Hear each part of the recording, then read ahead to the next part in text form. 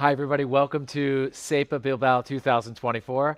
And I'm here with Dr. Paula Matesanz. Hi, Doctor, thank you for coming. thank you so much for I have inviting. I have a few questions for you. The first one is the project principles. What is this project about? Why do we have this project? Well, this project is an initiative that comes from Kenview from one side and from SEPA from the other. And our aim when we started designing this project was to come up with evidence, existing evidence, but transforming this evidence into easy messages that could be developed and that could be reached by patients and by clinicians and all the team from the clinic, and that could help them choosing which antiseptic to use, when to use it, and in which patients to use it. Okay. The campaign for professionals, tell us a little bit about that and what are the next steps? Yeah, as I was telling, the objective of the campaign is not only to reach patients, the consumer, but also professionals who in their daily practice are every day recommending the use of antiseptics or other kind of adjuvants, but sometimes don't know by heart the evidence behind it. So we aim to make these messages reach them and to know which one to use, because not all antiseptics work for the same indications and in all the situations. So this is what we try to develop, no, and to spread.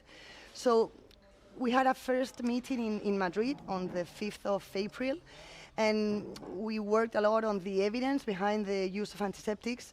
But after that, we have done other initiatives, such as the webinar that both David Herrera and myself developed on the 16th of May, in which more or less all this evidence was put into a lecture appearance and trying to make it easier to understand and to follow. And we have other things in mind. We are developing some infographics, again, trying to make digestible all the information from the literature.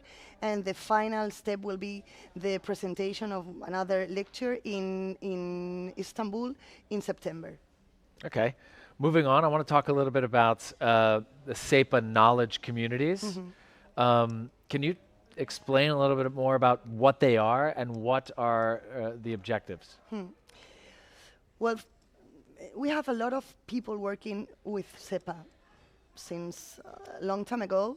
We have a lot of volunteers that help us in the design of the programs, in the continuing education courses, on the different campaigns that we develop. But it came a day in which we realized that all the knowledge that we work with could be split into different areas, and so that everybody could find the place that interested more, such as regeneration or research, or I don't know, maybe for the young people who are working with us, a specific area in which they could find similar colleagues to their in regards to their age and to their interests. So that's those 10 different areas were called the, how do you say it in English? The areas of knowledge, no? You said? Knowledge communities. Yeah, knowledge of communities. I'm more accustomed to the name in Spanish. But it's a way of trying to give an order to all the things that we do, taking into account the different topics that we deal in our daily practice. Good. Dr. Paula Matesanz, thank you very much. Thank you so much.